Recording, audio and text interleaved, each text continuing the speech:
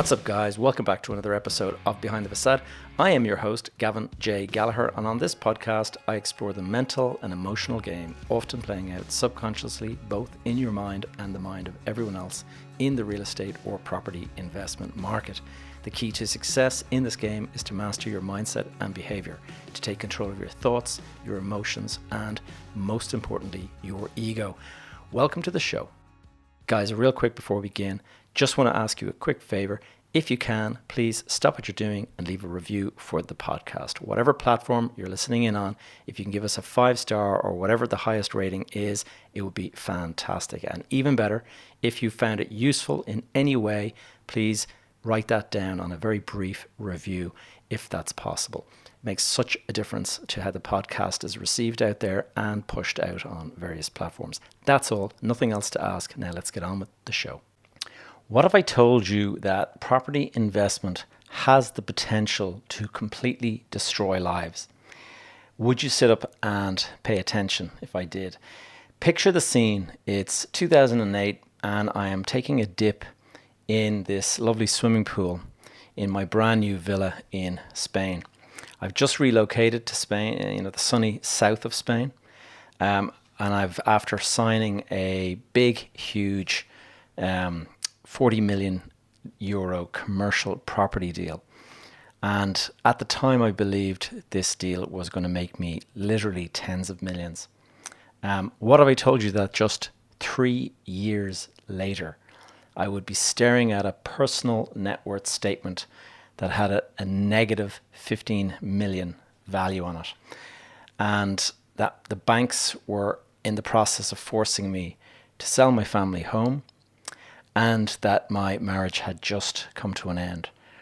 Would you be so enthusiastic to enter into the exciting world of property investment? Maybe not.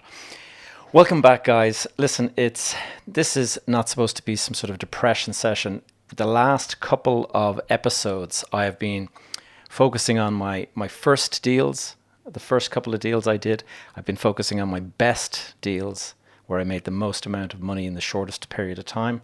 And this week, to balance it all out, I'm going to be diving into 2 of my worst deals that just absolutely cost me a fortune. And the purpose of this particular episode is twofold. A, I want to provide some balance. I don't want it all to look like it's, first of all, I don't want to look like I'm flexing about all the money that I made in certain deals. But second of all, talking about these incredible deals where you make like a 30x return on your investment in the space of 2 months, like those deals have to be tempered with the reality that, some deals you lose all of your capital. And this is the thing that, you got to be careful of having a kind of a way of dealing with investments that is binary. It's, if it's an all win or all loss situation, then it's a pretty bad deal and you haven't mitigated the risk very, very well. If it goes well for you and you double your money, you feel great.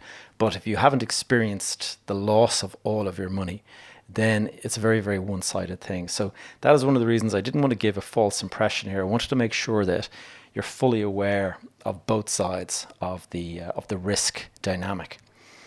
And real estate, property, whatever you want to call it, it's an asset class that is suited to leverage. And this means that it works best when you use debt to buy it. And debt, being a bank loan or a mortgage, leverage being the strategy that you use in order to magnify or amplify the amount of capital that you can put into a certain deal. Now, for example, if I had, say, 100,000 to invest and I bought a house worth 100,000, then there would be no debt involved, and so there's no leverage involved. And if that house goes up, we'll say we hold the house for 5 years, and let's say the value of the home increases by 20% during that period of time. So the value's gone from 100,000 to 120,000 over a 5-year period. You've made 20,000 return. And like obviously you could have rented it out, so you might have made extra and stuff. But just looking at the price you paid versus the price it's now worth, that's a 20,000 profit. So it's gone up by 20%. Now let's say you took the exact same 100,000 that you had to invest, and you bought a 500,000 euro house with the help of, say, a mortgage of 400,000. Now that would be an 80% loan to value to get a 400,000 loan against your 100 to buy 500,000 house. So what you're looking at now is a 5x leverage on your 100 grand. And so if that same, market lifts the value of that house by 20%, the 500 has gone up by 20% and it's now worth 600. And if you sell that property, you're going to sell it and you're going to pay back the mortgage, 400,000, and you're going to have 200 grand profit, your original 100 and the 100,000 of profit you've made. So now instead of it being a 20,000 euro profit, you've made a 100,000 profit. So you've effectively doubled your money. And that is, that's one of the huge benefits of leverage, is that a 5x leverage means that you're going to basically double your money on a 20% return. Now, this is why property is often seen as this really, really attractive asset class, because debt is usually quite easy to secure against a property asset, not always so easy to secure against other assets. And in a rising market, real estate as an investment with debt, it's like a money-making machine. It can, if you're confident the market's going to go up, well then why wouldn't you leverage to the absolute max? Because all you're doing is magnifying your profits. Now, the problem is that there can be circumstances where a deal might fall through or the market turns against you. And often when it does that with very little warning. Or even if there is warning, a lot of the time everyone in the market sees this warning at the same time. So you see that the market is turning negative. At the same time, everyone else sees the market is turning negative. And so there's nobody to sell the asset to. Everyone is sort of like running away from it at the same time. This happens, and debt, when it does, debt becomes a weapon of mass destruction. So be careful and pay attention to this particular episode, because I'm going to outline 2 deals in which that is exactly what happened, and it really, really went quite badly on both. Now, the first deal was a relatively small deal. Nothing like the larger one I'm going to go into afterwards. And but it's a great way of just, I want to show it, I want to describe it because it's a great lesson in setting expectations when you're doing a deal. This was a property I bought in Dublin, and I bought it with a business partner. We agreed to buy it. It was a development that had just finished, and it was a retail unit on the ground floor. And so it had a street frontage, and we basically bought it. We agreed to buy it for 500,000, and we had a tenant lined up. We had a retail business that we knew and we had worked with before, and we knew that they were interested in this area. So we had the tenant lined up, available to go and move in, and we had already agreed, kind of outline heads of terms as to what the rent would be and all that kind of stuff. So from our point of view, it looked like a bit of a no-brainer. We're paying 500 for the asset, and the value of the asset when we have the tenant secured already is going to be a lot more than the 500. Now, the first flag I got to go and tell you is, don't ever assume anything is a no-brainer. That is probably the worst word. And in fact, myself and my business partner, we agreed that we would be allowed to beat one another up if we ever used the term again after what we experienced in this particular deal. So going back, we had the tenant lined up, and we had agreed an outline agreement of 80,000 in rent for the year. And this was, subject to a formal lease being signed and all that, but, we had more or less heads of terms agreed. And if you were to take a look at the valuation of assets, you would say that the gross rent being 80,000, what you would do is typically you'd apply a yield to that, And what we did was we took a yield which was kind of prevailing at the time of around 6.5%. So a 6.5% gross yield on an 80,000 rent valued that asset at 1.2 million. So we were buying it for 500,000, and with the tenant ready to move in at the rent we'd already kind of pre-agreed, 1.2 million was the value. So 700,000 of profit potential. Now, there was going to be costs. We'd have legal costs, and we had some cost of, reconfiguring the unit slightly. So we might have spent 100,000 on all of that. So there was a 600,000 profit, essentially, like a 50%. We were basically going to double our money. And we weren't even going to double our money. What we were looking at here was doubling the money on the debt, that we're doubling the amount of debt we had taken out. We were going to make double that.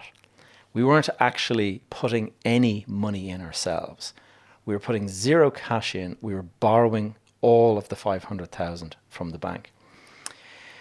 Now, in an ideal world, what you would do is you would get the tenant to sign the lease before you close the deal and pay over the 500,000.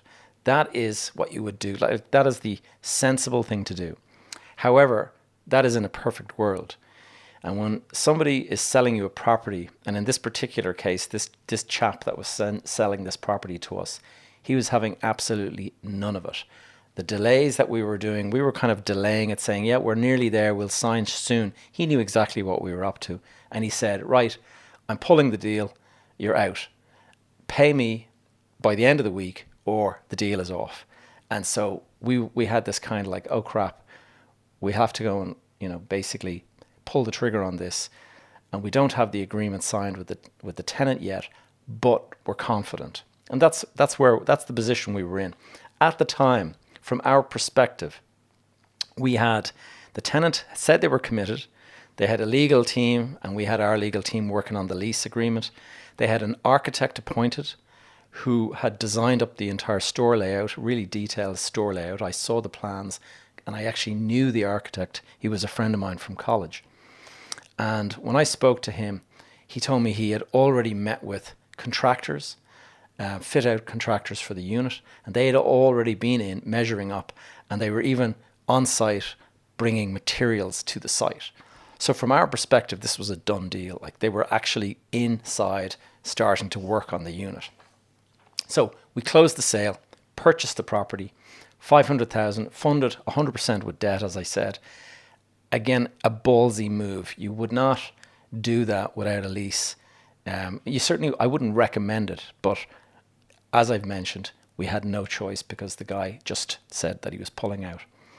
So whilst we figuring out how we were going to spend our 600,000 profit, solicitor calls me, and it's urgently one day, and he just says, Gavin, they've just returned the lease contracts unsigned with a letter saying that regretfully they must withdraw from the deal.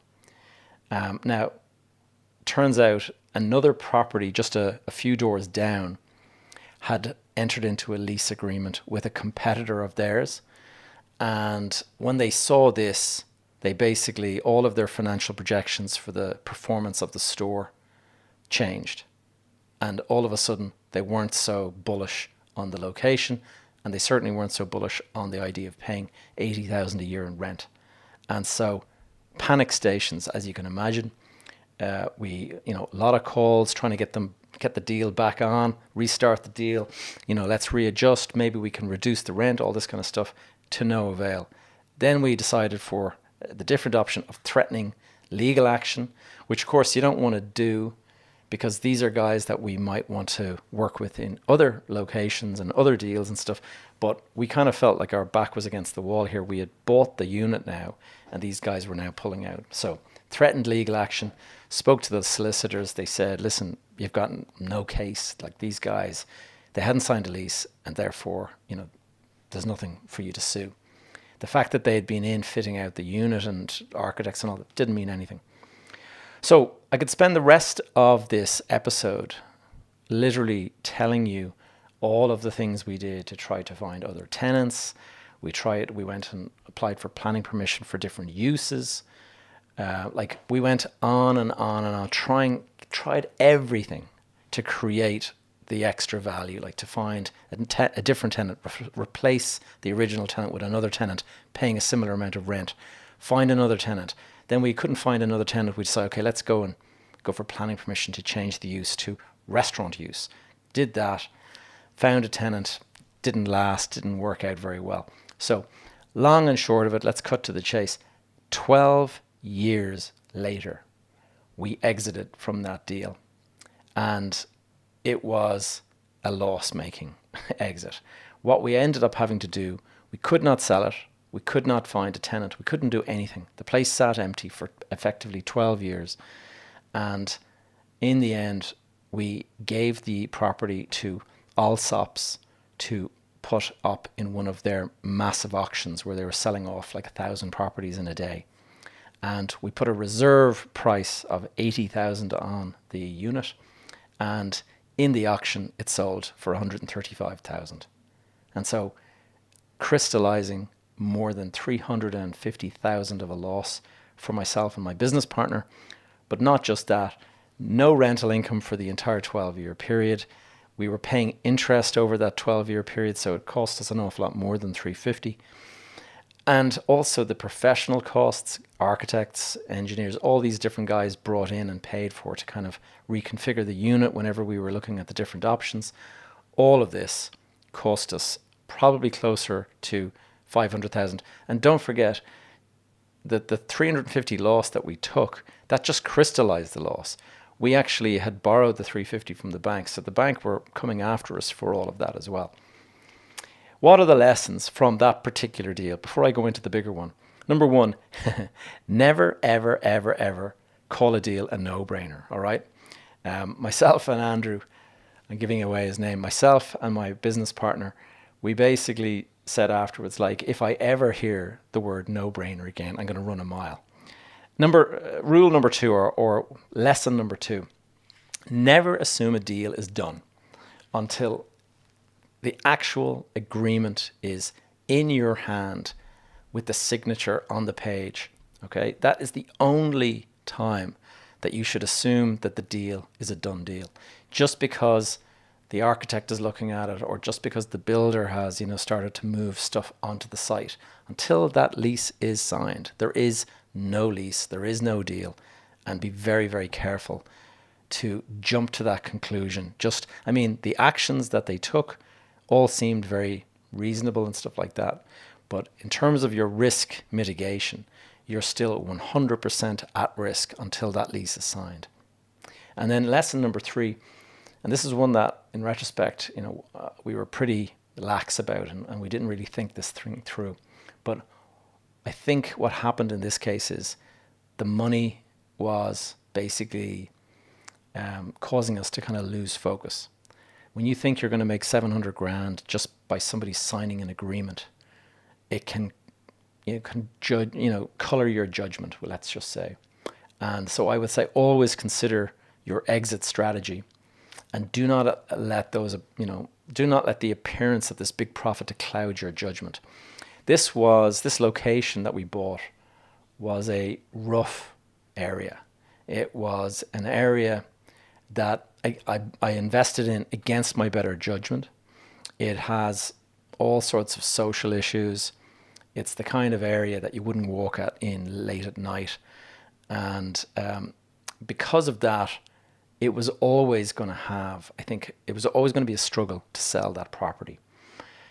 Now, at the time when we were looking at it, we were thinking about selling this property with 80,000 a year in rent. We would get an absolute full value. We would get like the full investment value, and that was assuming the 6.5% gross yield. It sounded realistic because other people were paying that in the kind of vicinity, we'll say.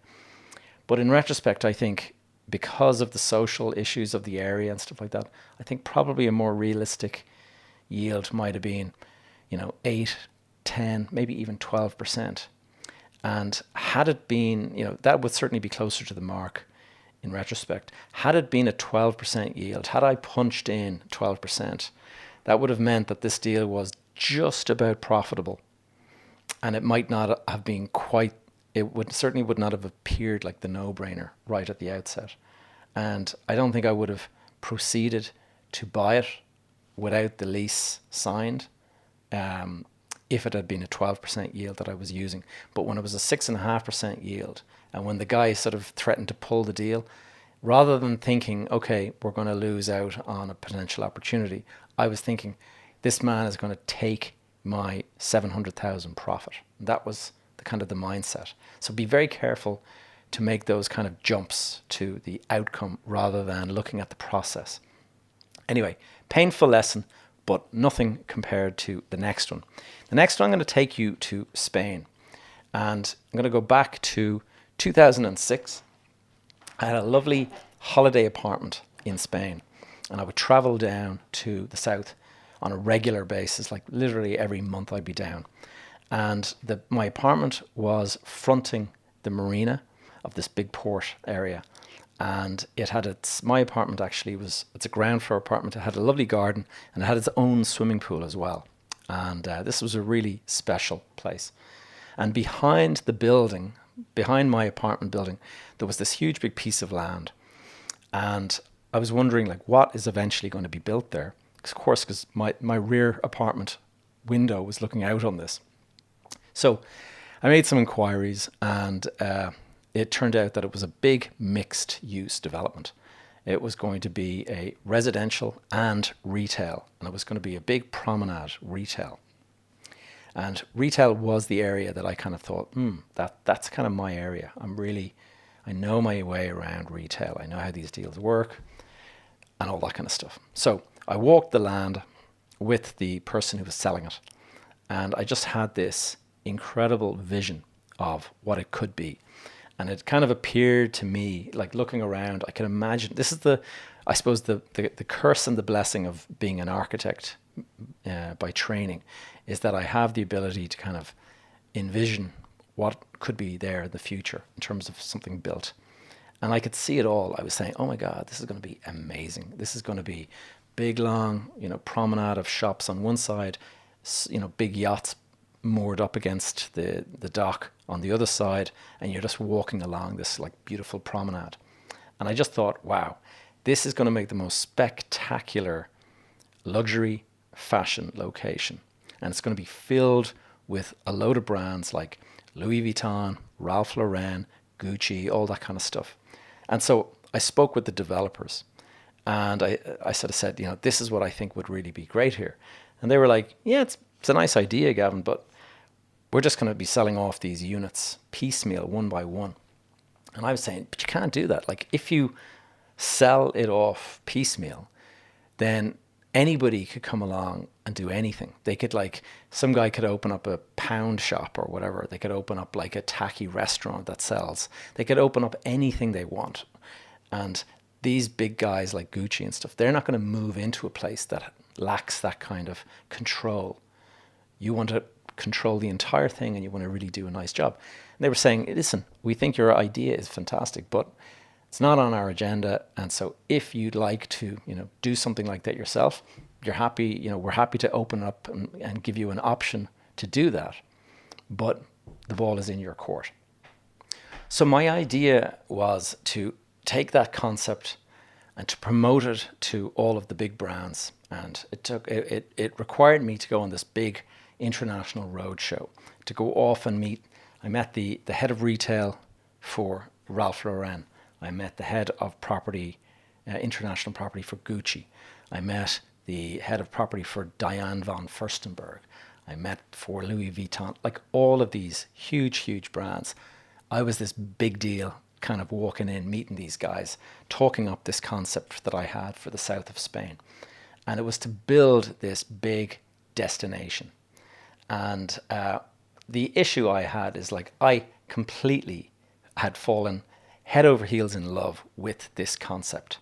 I got completely emotionally tied up in the success of this deal. And let's be honest, I mean, if I'm completely honest, my own ego was completely tied up in this. Like, I was imagining myself as being this kind of celebrity guy down locally, like the guy with the big shopping center who had this amazing vision. And I saw myself as this kind of like renowned business person who saw this amazing thing and created it from scratch. Now, retrospect is a great thing, but at the time, that was the thing that was kind of, we'll say, caressing my ego. And so the numbers were very big, and this was pushing me outside of my comfort zone in a big way.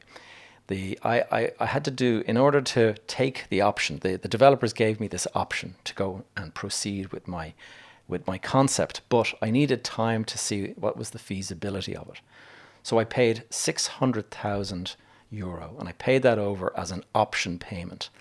And it was paid over in a kind of convertible way. So I was paying 600 for an option, but if worst came to worst and I couldn't go ahead with the big, huge concept, I would use 600 grand to buy a unit in the development, just a single unit or whatever. And I had somebody interested in moving into that. So I thought I had kind of covered my downside. This 600,000 bought me 3 months.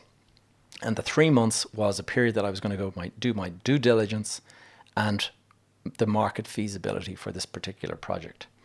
And once all of that kind of checked out, then I would have to go off and I'd have to raise the funds to kind of close the deal. Now, the total price for the entire project was €42 million. And the way I structured the funding of that was 12 million of capital, of equity capital from investors and myself, and 30 million of debt from the Royal Bank of Scotland, who were actually active in the Spanish market at the time. Now, I had to go on this big investment roadshow. I mentioned that I went on this international roadshow to find the tenants. I was also doing the same thing to find investors. And so I was flying all over the place. And thinking back on it, it was very glamorous. It felt very glamorous and very kind of, look at this is cool. I'm the big guy kind of flying around and stuff. But you can get kind of intoxicated by that. And you got to be careful to kind of keep your feet in the ground. And, this is just you traveling around. It's new, so it seems very glamorous and stuff like that. But really, you're just trying to fulfill a function that nowadays you'd be able to do an awful lot of that online, if I'm realistic about it. So at one stage, I was courting this US pharmaceutical billionaire, and they were interested. He was a philanthropist who had this, they had hospitals that treated people for cancer and stuff like that.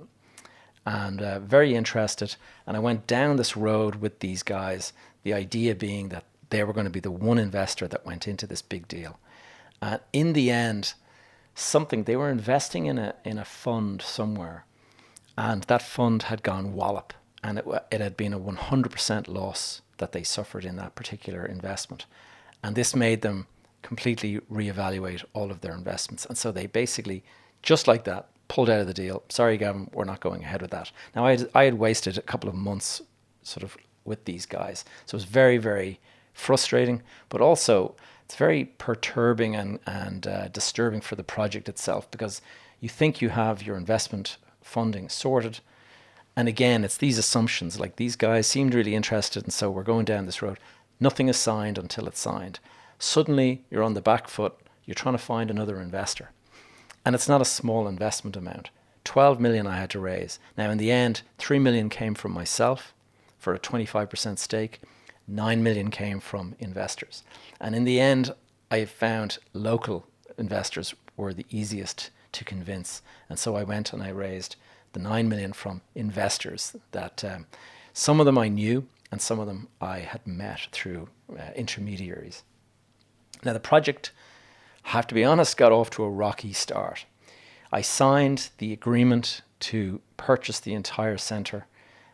It wasn't going to be ready for another while because it was still under construction, but the actual agreement to buy the place was signed the same week that Lehman Brothers collapsed. And so off to a very, very rocky start. All of the markets, financial markets around the world started to, if not completely collapse, they all started to suffer and they started to implode. And what happened then, it was this like domino effect and this knock-on impact. All of the big luxury brands that I was in talks with, they all started to fall over like dominoes. And once one pulled out, another would pull out shortly afterwards. And that is because when you're doing a destination location like this, there's these things called adjacencies or dependencies. And if Louis Vuitton or somebody like that is moving into a project, they will move in on the basis that Gucci and Ralph Lauren or somebody else is also moving in. They won't move in on their own. And so once somebody else falls out, then it has this knock-on impact. It's others just, oh, if he's out, then we're out too. And if that person is out, then we're also out. And it just went on like that. Within 4 months, every single tenant I had spent months assembling had pulled out. And so I now had this amazing 500-meter long waterfront retail center with 42 units and not a single tenant for any one of them. And to make matters worse, I had moved my entire family to Spain so that I could put all of my attention into pulling this deal together, because it was such a big deal and required so much attention. I didn't want to be living in Ireland and trying to kind of manage everything from there. So I felt like I needed to move my center of attention there. And so what that did was it meant all my projects back in Ireland also began to suffer. And so I basically had an insufficient bandwidth to deal with this kind of an emergency, this kind of crisis. The Royal Bank of Scotland, they withdrew their funding facility with the banking crisis. And so I decided I better go and look for alternative funding. And so I started flying to Dubai, because at the time, most of the traditional banks and all that, they were all out of business, and you weren't finding investors. But if you went to somewhere like, Saudi or Dubai or places like that, all of these wealthy Arab kind of investors, they were there. Certainly the perception was that they were there with loads and loads of money. And so I started spending weeks at a time abroad in Dubai trying to recruit these investors. And the idea was bring in enough investors to completely replace the banks and the Irish investors, and just replace them completely. And I would be in there running this new development, this whole new shareholders, everybody was going to all be new. And I'd get everybody in the original deal fully back their money. That was what I was trying to do. And I felt there was an urgency, because I could kind of sense that the market was imploding. But what this meant, though, was that I was spending increasingly months and months, I was spending time away from home, overseas, away from my young family. And this was tough on everyone. Like, this was tough on me, my health, my mental health, everything started to suffer. But on top of that, it's very, very tough on my wife, now my ex-wife. She was in Spain. She, Irish person, moved to Spain for this project that I was working on. And now, rather than being there with her husband and kids, she's there on her own raising the kids. And I'm abroad trying to go and raise money for this project to kind of save the day. And obviously put a lot of pressure on the marriage and stuff like that. This leads to tension and friction in the relationship. And when that's combined with the extreme stress of having multiple deals all starting to kind of tumble over and fall down, buyers are starting to pull out of deals that I've done. You've got tenants that are pulling out of deals that I've done.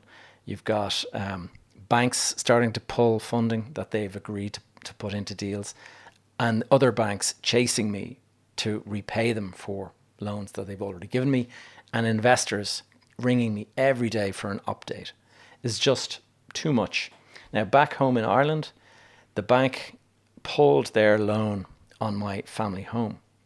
And so what actually had happened is, because we moved to Spain, the move to Spain was always supposed to be temporary, because the kids were going to be going to school back in Ireland when they reached 12 years of age or whatever, senior school. And what the banks did is they used our move to Spain to suggest that the house in Dublin was now a second home. And in the end, they forced the sale of what was our family home and was intended to remain our family home. Now, if your wife is angry at you for being away a lot and, traveling all the time when she's at, trying to manage things. Try adding the loss of your beautiful family home into the mix. All too much. And the marriage ended. And to say that this deal in Spain almost broke me is a bit of an understatement. The extreme stress that I cannot overstate how stressful this period of time was. And extreme stress can do an awful lot of things to the body and the mind. And I do know a number of people that didn't survive this kind of stress. Some of them had heart attacks, things like that, but the vast majority of people I know that didn't survive this, they took their own lives because of the stress and everything like that. And I've had a couple of friends, ask me quietly when we're having a drink or something like that, did I resort to therapy or counseling or any of that kind of stuff to help me kind of deal with all of that? And the honest answer is no. And I think, there were some pretty dark moments, I have to be honest. But I do think I have a kind of a mental strength. And I think possibly what created that mental strength was seeing my father dying, first of all, at a young age. That gave me a certain amount of mental strength. But then a couple of years later, my father's brother, my uncle, he actually took his own life. And I had been the person that the police contacted, and I had to inform his widow of the events of that day. And that was the most difficult thing that I've ever had to do. And when you've experienced suicide that close and seen the impact and stuff like that, it makes a very, very deep impression on you. And it is one of the reasons why I started this podcast, is to try to help people not get themselves into this kind of extreme stress, to keep your eyes open, be aware of what is possible, what can go wrong. Just if you have your eyes open, you can be prepared, and perhaps you don't push that little bit extra to get a deal over the line if there's a risk that it could fall over and you could end up in this kind of extreme stress. Now, I had the sense, one of the things that really helped me, apart from those previous experiences, one of the things that really, really helped was I had this sort of daily regime of exercise.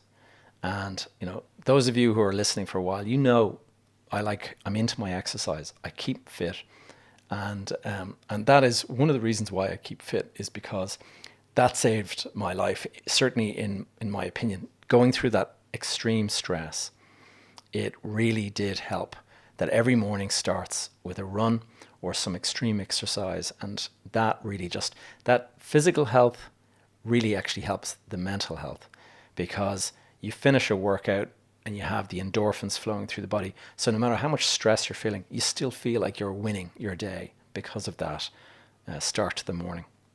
So look, let's fast forward. How did it all finish out? Well, I have to be honest, I spent about a decade trying to, salvage the deal, trying to save the deal, try to resurrect the deal. And in the end, I'm sorry to say that the Spanish commercial courts eventually made a judgment that the property was to be taken from me, from the investors and myself, and handed back to the original developer, who had not been fully paid at the time because of the markets and stuff. And so 100% loss of the 12 million capital that we put in. 9 million of it, my investors funding, 3 million of it, my own cash. But what's worse than that, I mean, obviously I feel bad about losing investors' money and things like that, but the worst thing was the collateral damage that it had.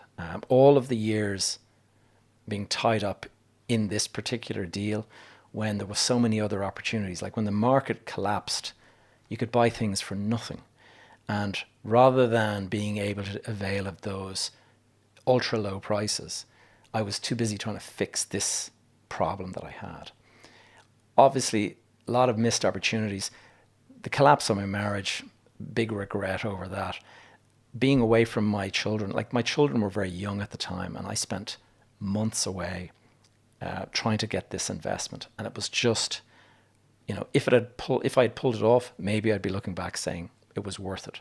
But the fact that it all went pear-shaped in the end anyway meant that all of that sacrifice had been for nothing. And so that is particularly painful when you think about it. So what are the lessons before I finish up this particular episode? Number one, never allow your ego and your emotion to rule your decision making. You've got to remain rational, and you've got to just remove the emotion and any kind of ego. That kind of ego stroking, I'm going to be this, local kind of hero, blah, blah, blah, just colors your judgment. You have to completely remove that kind of outcome from your thinking. Number two, never allow yourself to be spread so thin across so many deals, and in particular, so many jurisdictions. In this case, I had so many projects back home in Ireland, and I had this major project here in Spain at the time. And it's hard enough managing a crisis with one big deal. It's hard enough to manage one big deal in a crisis, but try having multiple deals, and then try having to jump on a plane every time you need to deal with a matter or something like that. Just made it impossible. Lesson number three, this is kind of an analogy, but never paint yourself into the corner. Do not get yourself into a commitment that requires everything to work in order for you to survive. In retrospect, when I think about this particular deal, this was a deal with a binary outcome. It was, a binary being a 0 and a 1. It's either a total loss or it's a win. And there's no in between. And that is binary in outcome. So if this deal all went well and I made, millions, great. But I never really looked at the downside. And the downside was 100% loss. And that is a binary loss. You're not talking about, a partial reduction in value or something like that. You're talking about 100% loss of your capital if it doesn't go well. What did I do wrong? The fourth lesson, I guess, you have to understand and know your skills and your talents and things like that. In my case, I completely overestimated my talents and my skills, and I completely underestimated the complexity and the difficulty level of this particular project.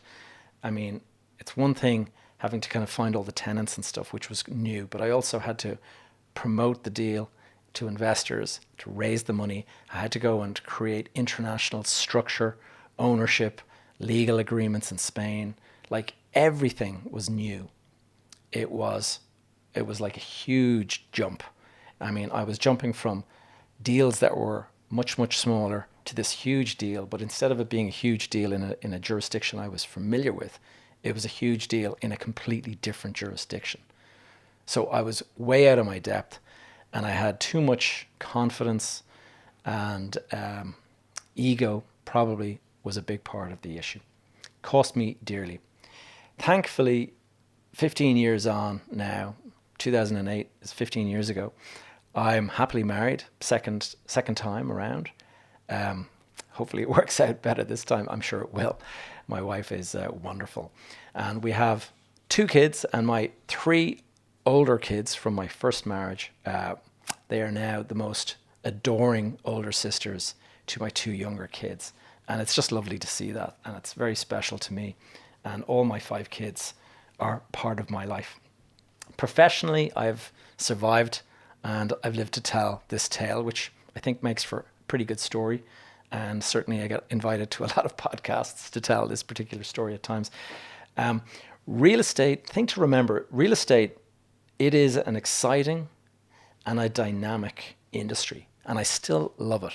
Despite that stress and that cost of all of that stuff, I still love this as an industry. It's a fantastic industry. And I would recommend people get into it. But just be cautious. I'm certainly more cautious in my approach today than I was in the past. Certainly my approach to debt, my assumptions, and the conclusions I jump to when I'm looking at a potential opportunity. You have to be a little bit more careful and cautious. And provided you bring that kind of mental attitude to the deal, you should do okay. Thank you for tuning in to another episode of Behind the Facade. If you have any questions or topics you'd like me to cover in future episodes, please connect with me via the Facebook group that is called Behind the Facade Community. Alternatively, you will find me on social media. My handle is Gavin J. Gallagher. You can stay up to date with all of my content and the various projects I'm working on over on my website, gavinjgallagher.com. And while you're there, please do add your name to the Join My Tribe thing over on the right-hand side. This will ensure you're kept up to date via my weekly newsletter. All of these links are in the show notes below. That's all for now. I will see you guys in the next episode.